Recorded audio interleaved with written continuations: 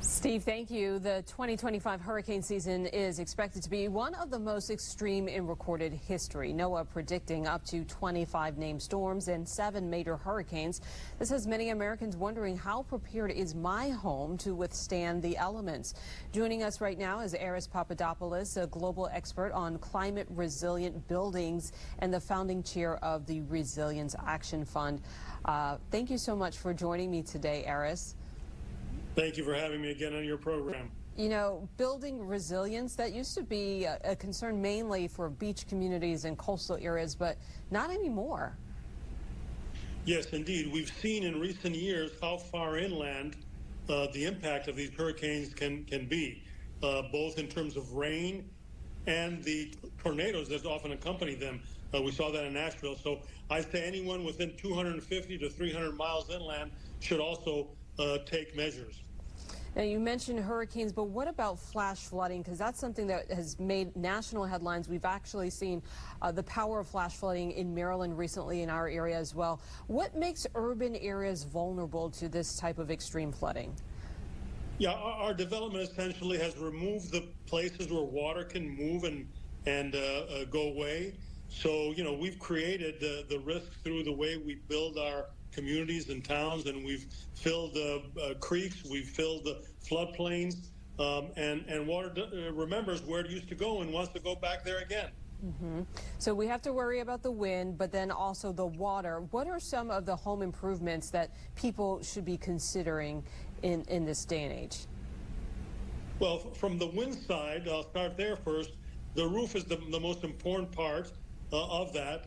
And the gold standard for that, of course, is the South Florida's wind standard that should be adopted with all along the coastline, southeast or Gulf Coast.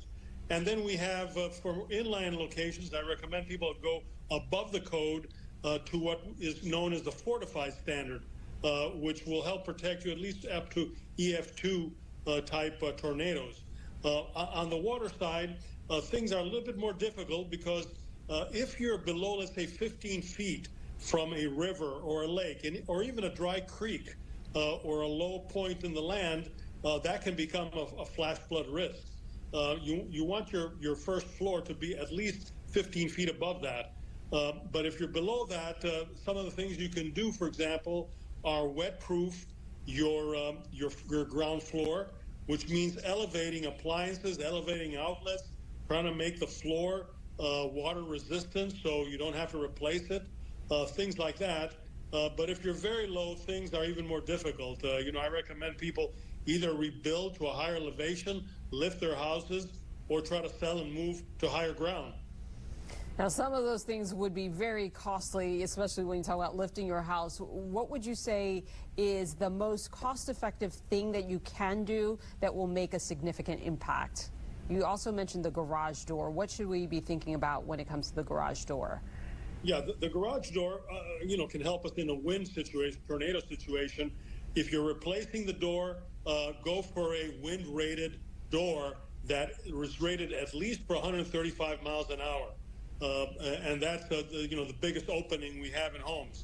So even your windows and your doors, you know, go for wind-rated windows and doors that you can gradually replace.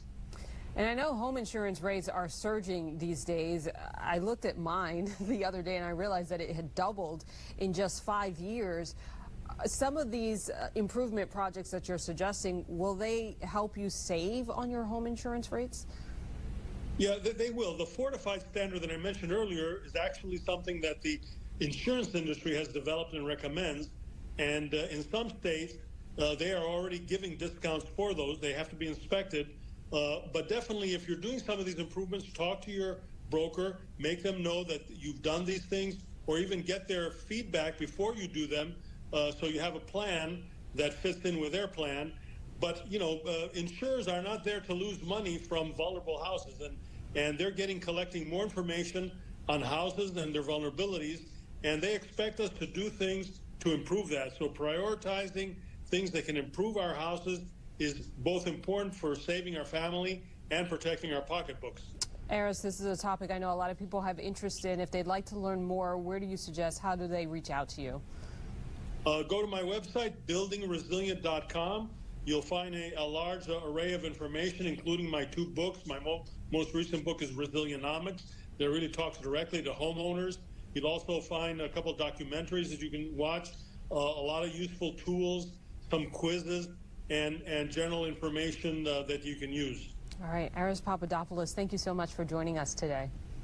Thank you for having me on your program.